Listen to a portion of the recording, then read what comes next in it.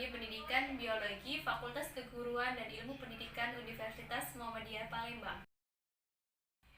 Assalamualaikum warahmatullahi wabarakatuh. Selamat pagi anak-anak. Bagaimana kabarnya? Apakah sehat semua? Alhamdulillah. Baiklah. Di sini sebelum kita memulai pelajaran, alangkah baiknya apabila ketua kelas memimpin untuk berdoa bersama. Baiklah, berdoa selesai.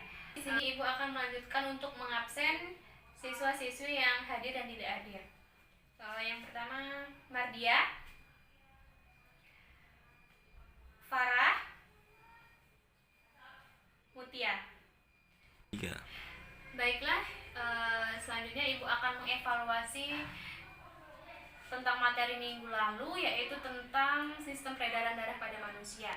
Di sini Ibu akan tanya sebenarnya apa fungsi darah itu bagi tubuh manusia. Ibu akan menunjuk salah satu dari kalian. Ibu mau Mutia untuk menjelaskan. Baik, jawabannya cukup. Di sini Ibu akan mengulas kembali materi minggu lalu tentang fungsi darah. Sebenarnya fungsi darah itu banyak ya fungsinya bagi tubuh manusia.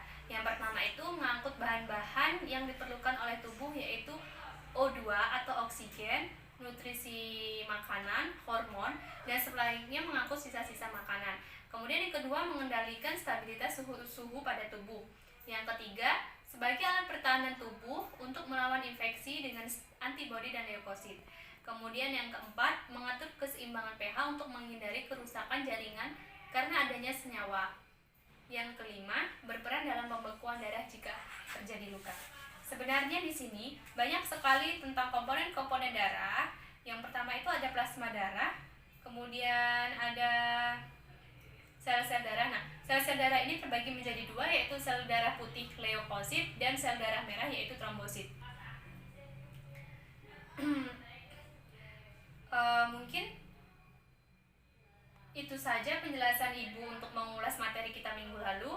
Kita minggu ini tetap akan mengulas tentang sistem peredaran darah pada manusia, tapi tentang submateri. Nah, di sini kita akan mengulas materi tentang subgolongan darah. Nah, sebenarnya golongan darah itu ada golongan darah A, golongan darah B, golongan darah O. Nah, kekeliruan pada transfusi darah menimbulkan akibat fatal karena di dalam plasma darah resipen, yaitu orang yang menerima transfusi darah, terbentuk aglutinin. Aglutinin adalah zat antibodi yang akan menggumpalkan antimorgan donor atau pemberi. Dan pada akhirnya gumpalan itu akan menyambut pembuluh darah yang berakibat fatal.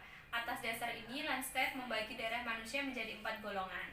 Nah, yang Ibu katakan tadi, golongan A memiliki aglutinogen A dan aglutinin B. Nah, jadi di sini golongan darah A itu tidak bisa menerima aglutinogen B karena bisa menyebabkan kerusakan pada sistem peredaran darahnya. Kemudian yang kedua ada golongan B, memiliki aglutinogen B dan aglutinin A. Nah, sebaliknya di sini golongan darah B tidak bisa menerima aglutinogen darah A karena bisa jadi orang yang menerima transfusi darah ini bisa mengalami kelainan atau kerusakan pada sistem peredaran darah. Kemudian yang ketiga ada golongan darah AB, memiliki aglutinogen AB dan aglutinogen tidak memiliki aglutinin. Nah, sama saja di sini golongan darah AB itu tidak bisa menerima aglutinogen A atau aglutinogen B. Meskipun mereka bercampur menjadi AB, maka 100% akan mengakibatkan kelainan pada sistem peredaran darah. Nah, kemudian yang keempat adalah golongan darah O, tidak memiliki aglutinogen tetapi memiliki aglutinin A dan B. Nah, darah ini yang bisa menerima transfusi dari pendonor darah A atau B karena golongan darah O ini netral atau bisa menerima aglutinogen A ataupun aglutinogen B, jadi tidak masalah. Nah, baiklah, terkait materi yang sudah Ibu sampaikan dan Ibu bagikan ke grup kelas masing-masing, apakah ada yang ingin dipertanyakan atau ada yang kurang dimengerti? Silahkan ditanyakan.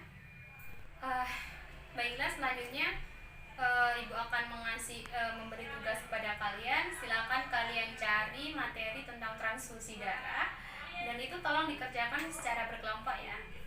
Baiklah, waktunya sudah habis. Di sini Ibu akan memberi kesempatan kepada kelompok 1 untuk mempresentasikan hasil tugasnya. Kepada kelompok lain, apabila ada yang ingin ditanyakan, silahkan ditanyakan kepada kelompok 1 agar lebih jelas. Baiklah, presentasi dari kelompok 1 sudah cukup baik. Nah, di sini Ibu akan sedikit menambahkan tentang transfusi darah. Nah, di sini transfusi darah apabila karena sesuatu hal, luka parah, operasi atau melahirkan, seseorang itu kan akan kehilangan banyak darah ya. Nah, untuk menolongnya diberikan tambahan darah. Nah, itulah tadi mengapa orang yang akan menerima transfusi darah dari orang lain itu harus dicek dulu golongan darahnya apa dan agglutinin golongan darahnya apa, agar tidak terjadi kesalahan. Nah, di sini tetapi dalam keadaan darurat dapat dilakukan dengan memperhatikan agglutinogen dan agglutininnya. Jika agglutinogen donor darah tidak dikumpulkan agglutinogen resipien, transfusi darah dapat dilakukan. Nah, itu tadi yang ibu jelaskan, bahwasanya apabila golongan darah itu tidak sesuai dengan agglutinogennya, itu tidak bisa karena bisa menyebabkan kelainan dan kerusakan pada sistem peredaran darah. Resus. Nah, yang perlu diperhatikan juga adalah sistem resus. Sistem pergolongan darah yang lain adalah berdasarkan faktor resus. Nah, baiklah, di sini Ibu meminta untuk masing-masing dari kelompok menyimpulkan, tapi Ibu ingin kelompok 1 memberikan kesimpulan.